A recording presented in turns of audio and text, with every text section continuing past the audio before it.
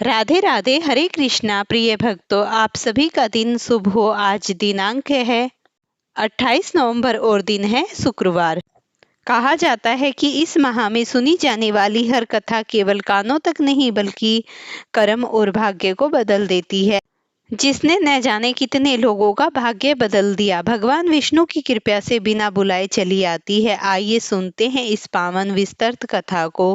गिर जाए, भक्ति उसे उठाकर फिर से दिव्य पथ पर खड़ा कर देती है। अब मैं आपको आज का महात्म सुनाऊंगी, उससे पहले आप सुनिए सीता माता की नित्य रोज की कहानी। कहते हैं कि एक बार श्री राम प्रभु को कहीं बाहर जाना पड़ा।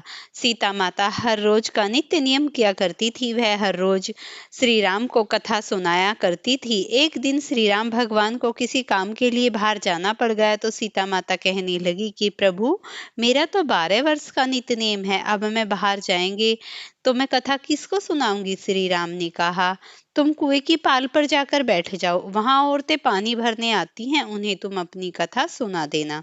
सीता माता कुएं की पाल पर जाकर बैठ जाती है। एक स्त्री आई, उसने रेशम की जरी साड़ी पहन रखी थी और सोने का घड़ा ले रखा था। सीता माता उसे देखकर कहती है, बहन, मेरा 12 वर्ष का नित्य नेम सुन लो। वह स्त्री बोली कि मैं तुम्हारा नित्य नेम सुनूंगी तो मुझे घर जाने में देर हो जाएगी और मेरी सास मुझसे लड़ेगी। उसने कहानी नहीं सुनी और वह ऐसे ही चली गई।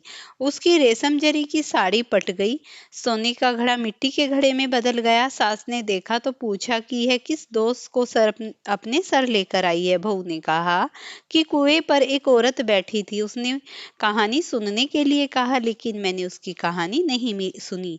उसी का यह परिणाम हुआ। बहू की बात सुनकर अगले दिन वही साड़ी और घड़ा लेकर सास कुएं की पाल पर गई। सास को वही माता सीता बैठी मिली और माता सीता ने कहा, बहन, मेरी कहानी सुन ले।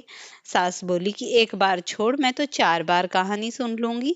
राम आए, लखन आए, देश के पुजारी आए, नित नेम का नेम लाए, राम आओ बैठो राम, तपी रसोई जियो राम, माखन मिश्री खाओ राम, दूध बतासे पायो राम, सूत के पल को माठो राम, साल दुसाला पाठो राम, साल दुसाला ओढ़ो राम, जब बोलूं तब राम ही राम, राम सवारे सबके काम, खाली घर भंडार बड़े भरेंगे, सबका बेड़ा पार करेंगे, जय श्री राम, जय श्री राम। सास बोली कि बहन, कहानी तो बहुत अच्छी लगी। कहानी सुनकर सास चली गई और उसकी साड़ी फिर से जरी की बन गई। मिट्टी का घड़ा फिर से सोने के घड़े में बदल गया। बहू कहने लगी, सासू माँ, आपने ये सब कैसे किया। सास ने कहा कि बहू, तू दोष लगा के आई थी और अब मैं दोष उतार कर आ रही हूँ। बहू ने फिर सास से पूछा कि कुएं वाली स्त्री कौन है। सास बोली कि वे सीता माता थी, वो पुराने को नया कर देती हैं, खाली घर के भंडार भर देती हैं, वह लक्ष्मी जी का वास घर में कर देती हैं, आदमी जो भी हो इच्छा उसे पूरी कर देती हैं। बहू बोली कि ऐसी कहानी मुझे भी सुना दो। सास बोली कि ठीक है, तुम भी सुनो। सास ने कहानी सुनानी प्रारंभ कर दी। राम आए, लखन आए, देश के पुजारी आए, नित नेम का नेम लाए, आओ राम बैठो राम, तपी रसोई जियो राम, माखन मिश्री खाओ राम, दूध बतासे पायो राम, सूत के पल को बांटो राम, साल दुसाला पाठो राम, साल दुसाला ओढ़ो राम, जब बोलूं तब राम ही राम, राम सवारे सबके काम, खाली घर भंडार भरेंगे, सबका बेड़ा पार करेंगे, जय श्री राम, जय श्री राम, राम राम जय जय राम। कहानी सुनकर बहू बोली कि कहानी तो बहुत अच्छी लगी। सास ने कहा, ठीक है, इस कहानी को रोज कहा करेंगे। अब सास बहू रोज सवेरे उठती, नहाती धोती और पूजा करने के बाद नित्य नेम की कहानी सीता माता से कहती। एक दिन उसने यहाँ एक पड़ोसन आई और सास बोली कि बहन, जरा सी आँच दे देना। वह पड़ोसन उसकी सास को कहने लगी। वह बोली कि आज तो भी हमने जलाई ही नहीं। पड़ोसन ने कहा, तुम तो सवेरे 4 बजे उठकर क्या कर रही हो फिर। उन्होंने कहा कि सुबह उठकर हम पूजा करते हैं, फिर सीता माता की नित्य नेम की कथा कहते हैं। पड़ोसन ने उसकी बात सुनकर फिर कहा कि सीता माता की कहानी कहने से तुम्हें क्या मिला। वो बोली कि इनकी कहानी कहने से घर में भंडार भर गए, सारे काम सिद्ध हो गए, मन की इच्छा पूरी हो गई। पड़ोसन कहती है, फिर तो ठीक है बहन, इस कथा को मैं भी कहूंगी। वह बोली, ठीक है, तुम भी इस कहानी को सुन लो। सास कहानी सुनाने लगी। आए राम लखन आए, देश के पुजारी आए, नित्य नेम का नेम लाओ, आओ राम बैठो राम, तपी रसोई जियो राम, माखन मिश्री खाओ राम, दूध बतासे पायो राम। सूत के पलको माठो राम, साल दुसाला पाठो राम, साल दुसाला ओढ़ो राम, जब बोलूं तब राम ही राम, राम सवारे सबके काम, खाली घर भंडार भरेंगे, सबका बेड़ा पार करेंगे, जय सिया राम, जय सिया राम, जय जय राम। सारी कहानी सुनने के बाद पड़ोसन कहने लगी, बहन कहानी तो बहुत अच्छी लगी। अब वह पड़ोसन भी नित्यनेम सीता माता की कहानी कहने लगी।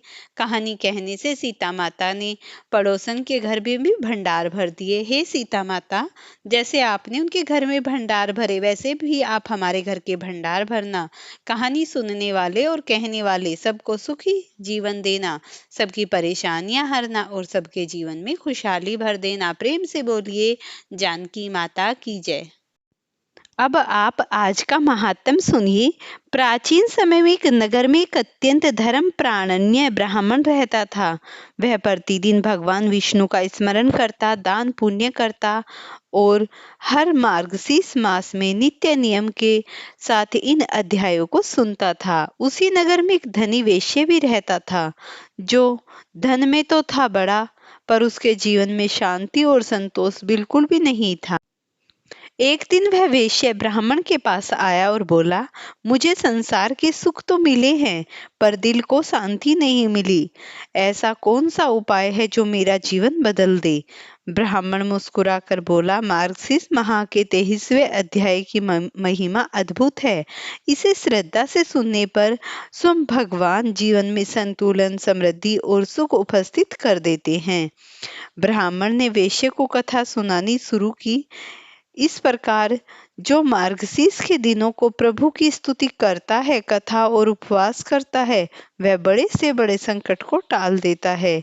भगवान विष्णु कहते हैं, मेरी भक्ति में जो मन स्थिर करता है, उसके जीवन में कभी कोई कमी नहीं आती। कथा की एक और बात थी। एक राजा था जिसे राज्य तो बहुत बड़ा मिला, परंतु दुश्मनों से घिरा रहता था। जब उसने मार्गशीर्ष माह का 23वां अध्याय सुना और नित्य नियम से पूजा की, तो कुछ ही दिनों में उसके शत्रु शांत हो गए, प्रजा सुखी हो गई और राज्य में बरकत लौट आई। कथा सुनते हुए वेश्या की आंखों में चमक आ गई। उसने उसी दिन से कथा सुनना, दान करना और भगवान विष्णु की उपासना शुरू कर दी। कुछ ही समय बाद उसके जीवन में एक अद्भुत शांति उतर आई। घर में कलह खत्म हो गई और व्यापार पहले से दुगना बढ़ गया। इस प्रकार श्रद्धा से जब वह कथा सुनता तो उसका जीवन बदल जाता। स्मरण ईश्वर का करने से जीवन में उसकी शांति आ गई। इस प्रकार कहा जाता है, मार्गशीर्ष का अध्याय जो व्यक्ति सुनता है, उसके जीवन की समस्त प्रकार की कठिनाइयां दूर हो जाती हैं। ब्राह्मण ने आगे कहा, अब सुनो एक राजा की कथा, जिसे इस अध्याय के प्रभाव से जीवन का मार्ग मिला। बहुत समय पहले एक राजा था, सूरवीर, बुद्धिमान, परंतु चारों ओर से शत्रुओं से घिरा हुआ। राज्य में सूखा पड़ गया, प्रजा क्रोधित थी, कोई शुभ कार्य सफल नहीं हो रहा था। राजा ने तीर्थ किए, हवन किए, परिस्थिति जिस जस की तस बनी रही। एक दिन वह वृद्ध साधु उसके राज्य में आए। उन्होंने राजा से कहा, राजन, तुम्हें कोई बाहरी उपाय नहीं, बल्कि भगवान विष्णु की कथा सुनने की आवश्यकता है। इस प्रकार तुम 23वें दिन भगवान विष्णु की कथा सुनो और उनका पूजन करो, इससे तुम्हारा भाग्य पलट जाएगा। राजा ने श्रद्धा से सुना। कुछ ही दिनों में वर्षा होने लगी, शत्रु शांत हो गए, प्रजा सुखी हो गई, राज्य में फिर से समृद्धि आ गई। राजा ने आभार व्यक्त किया और बोला, वास्तव में अघन मास ने तो जीवन को ही बदल दिया। ब्राह्मण ने वेश्या को कथा सुनाई और कहा, बेटा अब यह अध्याय प्रतिदिन सुनो, दान करो और प्रभु का स्मरण करो। वेश्या ने वैसा ही किया। कुछ ही दिनों में घर में कलह समाप्त हुआ, व्यापार में अनोखी वृद्धि हुई, मन की बेचैनी शांति में बदल गई और वह जीवन में प्रसन्न रहने लगा। वह ब्राह्मण के चरणों में गिर पड़ा और बोला, आज मैंने जाना कि सच्ची समृद्धि मन की होती है और वह केवल प्रभु के स्मरण में मिलती मिलती है। इसीलिए ईश्वर को समर्पित महीना मार्गशीर्ष इस माह की कथाएं जीवन को बदल देती हैं। प्रेम से बोलिए विष्णु भगवान की जय हो। प्रिय भक्तों, अगर वीडियो पसंद आई हो तो इसे लाइक और शेयर करना, चैनल पर नए हैं तो चैनल को सब्सक्राइब करना।